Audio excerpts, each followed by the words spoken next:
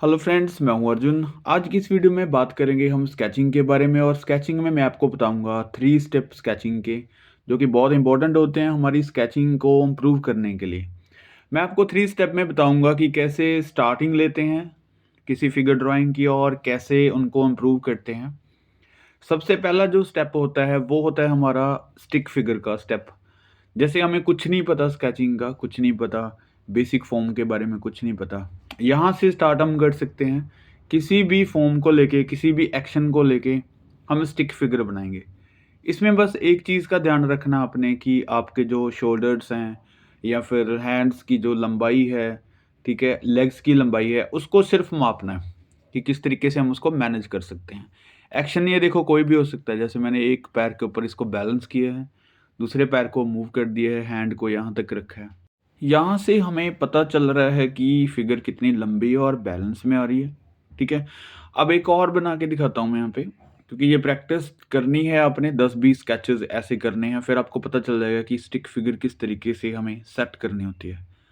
Form कोई भी ले लो, किसी तरीके से ले लो, कोई एंगल ले लो, कोई प्रॉब्लम नहीं है। लेकिन उसका खास ध्यान ये रखना है कि इसके पैरों की लंबाई, हाथों की लंबाई ये नाप के रखना। थोड़ा माइंड लगाना है कि कितने बड़े हो सकते हैं। आपको 2-4 मिनट बाद में अपने आप पता चल जाएगा इसके हैंड लंबे हो गए हैं या फिर किस तरीके से बैलेंस में नहीं आ रही। तो वो करेक्शंस करनी है आपने।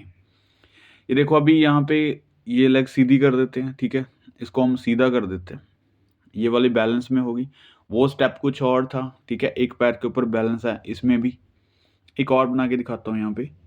बहुत ही सिंपल सी स्टडी है। आपने 10-50 यहाँ पे ऐसे बना लिए तो आपको पता चल जाएगा कि फिगर किस तरीके से मैनेज हो रही है। वही सिंपल जैसे फॉर्म ले ली फेस की, फिर उसके बाद ये टॉर्सो ले लिया, ठीक है। टॉर्सो एक स्टिक में नहीं लेना, आपने कोशिश करनी है कि कोई बॉक्स टाइप लेना है, ताकि थोड़ा सा और ज़्यादा इसमें वर्क हो सके, थोड़ा सा और ज़्यादा समझ में आ सके। इसको देखो किसी भी एक्शन में रख सकते हैं। हैंड मैंने ऐसे मूव कर दिए, लेग्स को ऐसे मूव कर दिया, तो जस्ट एक फॉर्म बन चुकी है हमारे पास, ठीक है। ये था हमारा फर्स्ट स्टेप। दूसरे स्टेप में हम इसको थोड़ा 3D करते हैं, थोड़ा इसकी फॉर्म को लेते हैं। जैसे स्टिक फिगर में सिर्फ हमने लंबाई देखी है, इसमें हमने चौड़ाई भी लेके चलनी है। थोड़ा सा फॉर्म को एडवांस में रखते हैं। तो स्टिक फिगर के बाद ये जो पॉइंट्स बना रहे हैं हम, ये होता है लंबाई और चौड़ाई के दरमियान। यानी कि वहाँ पे हमें सिर्फ लंबाई का पता चल रहा है, चौड़ाई अभी नहीं पता चल रही। यहाँ पे हमने चौड़ाई भी पता करनी है कि हमारी फिगर की एक्चुअल में फॉर्म कैसे आ रही है, ठीक है। एक बेसिक स्ट्रक्चर हो गया हमारी स्टिक फिगर। यहाँ पे आके हमें फॉर्म मिलनी स्टार्ट हो जाती है कि किस तरीके से एक कोई फॉर्म बनती है, किस तरीके से एक बेसिक स्ट्रक्चर बनता है प्रॉपर एक फिगर का। तो यहाँ पे देखो, लेग्स को लंबाई के बाद मैं चौड़ाई देने की कोशिश कर रहा हूँ। तो अब जैसे हल्का सा इसको चलते हुए बनाया, एक स्टेप पीछे कर दिया, एक आगे कर दिया, उसको बैलेंस भी रखना है। जैसे ये वाले पॉइंट्स हो गए, ये सिलेंड्रिकल शेप में रखते हैं हम, ठीक है। इसके बहुत सारे सिलेबस आपको मिल जाएंगे मेरे यूट्यूब चैनल पे ही, और प्लेलिस्ट में होगा फिगर ड्राइंग, आपको वहाँ से बेसिक टू एडवांस मिल जाएंगी चीज़ें। लेकिन अभी तक आई थिंक काफ़ी चीज़ें बेसिक ही हैं, एडवांस की चीज़ें मैंने अभी स्टार्ट नहीं की है। यहाँ पे देखो बिल्कुल ही सिंपल फॉर्म है। स्टिक फिगर से आप यहाँ तक पहुँचते हैं तो बहुत आसान तरीके से पहुँच जाते हैं। और यही पॉइंट रहता है हमारा एक ख़ास एडवांस की चीज़ें समझने के लिए, राइट। जैसे मैं एक और फॉर्म बनाता हूँ, थोड़ा सा एंगल चेंज कर लेते हैं, वही यहाँ पे थोड़ा फास्ट करके बताता हूँ। ये वाला पॉइंट हो गया हमारा, ठीक है।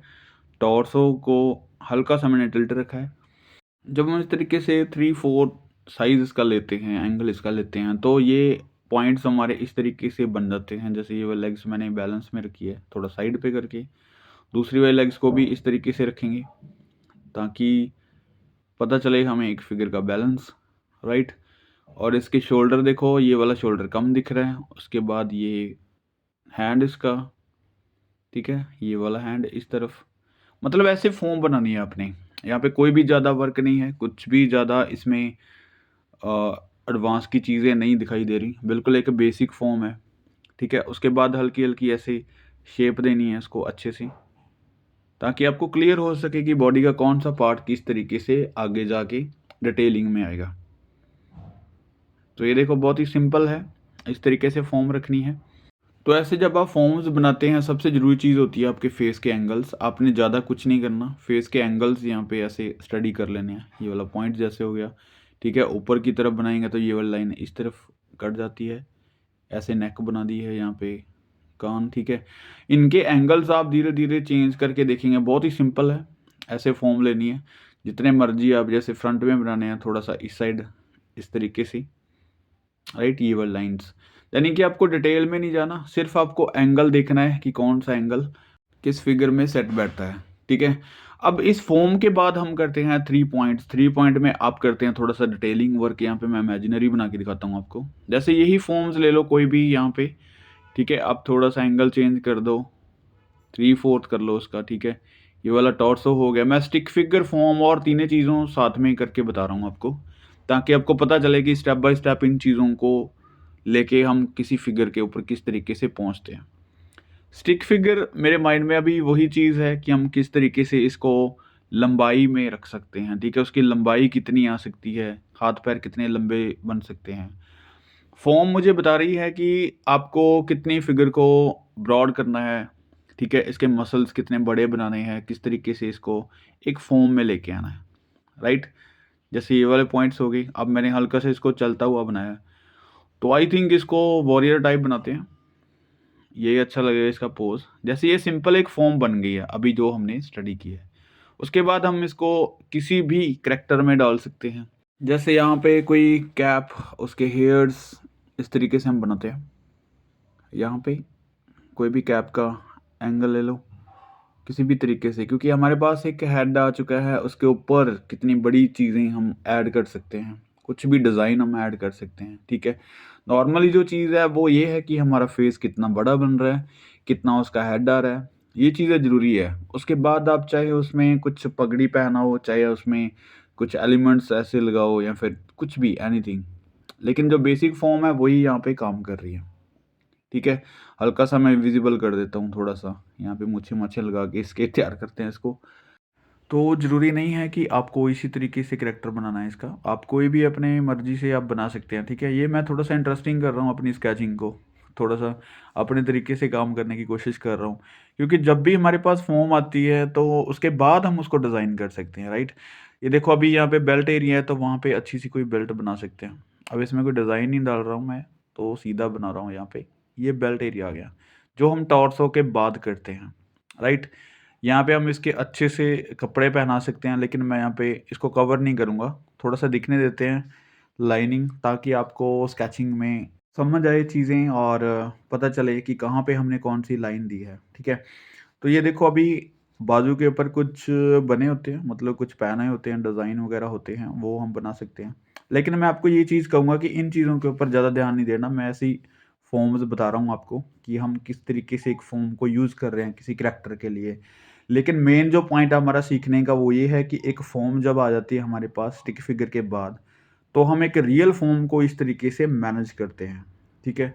रियल फॉर्म जो होती है वो हमें दिखाई देती है, कर्व दिखाई देते हैं, मसल्स दिखाई दे रहे हैं, ठीक है। एक फाइनल जो पॉइंट है उसके ऊपर आ जाते हैं हम, लेकिन हमें नहीं पता होता कि हम स्टार्ट कहाँ से करें और दूसरा स्टेप हमारा कौन सा है। इसलिए मैंने सोचा कि हम 3 स्टेप में इसको डिवाइड करते हैं। उसके बाद और भी बहुत सारे स्टेप हैं, लेकिन आपकी स्टार्टिंग यहाँ तक हो सकती है, आपको बहुत ज़्यादा चीज़ें सोचने की ज़रूरत नहीं है। जैसे यहाँ देखो अभी मैंने गले में उसके मालाएँ वगैरह डाल दी है, ठीक है, हल्का-सा इफ़ेक्ट दे दिया है और कुछ नहीं है। यहाँ पे देखो हैंड में कोई चीज़ पकड़ा सकते हैं हम, उसके हैंड की फ़ॉर्म बना सकते हैं अच्छे से। जब हम ऐसे किसी करैक्टर को बना रहे होते हैं तो इसमें कोई चीज़ पकड़ा दी, तलवार पकड़ा दी या फिर भाला पकड़ा दिया, कुछ भी एनीथिंग हम कर सकते हैं, राइट? ये चीज़ें सोचने की है, आप कितना सोच पा रहे हैं चीज़ों के बारे में, कितना आप देख पा रहे हैं। ये इसलिए मैं अपना एक्सपीरियंस शेयर करता हूँ, क्योंकि मेरा माइंड जो होता है जब भी कोई स्केच बनाता है तो बहुत सारी चीज़ें एडवांस की इधर-उधर की सोचने लगता है। तो आपके माइंड में भी ये चलना चाहिए कि आप जो बना रहे हैं उसमें और क्या हो सकता है? कितना अच्छा कोई चीज़ बन सकती है या फिर किस तरीके से बन सकती है? ये सोचना बहुत ज़रूरी होता है। जब हमारी सोच स्टक होगी कि एक जगह पे रुक जाती है तो हम आगे का स्टेप नहीं ले सकते। हमें किसी फ़ॉर्म को एक अच्छे तरीके से सोचना होता है। जैसे ये फ़ॉर्म बिल्कुल हमने बेसिक बनाई थी, हमने वॉरियर सोचा है। वॉरियर में कितने सारे एलिमेंट्स हमने बातों-बातों में ऐड कर दिए उसके, कि क्या-क्या चीज़ें हो सकती हैं, राइट? अभी जैसे उसका एक्शन है चलते हुए, वो एक स्टिक फिगर थी, फिर फॉर्म बनी है, ठीक है? उसके बाद हमने उसके कपड़े वगैरह पहना के एक फाइनल रियलिस्टिक फॉर्म बना दी है, उसकी एक फिगर ड्राइंग तैयार कर दी है, राइट?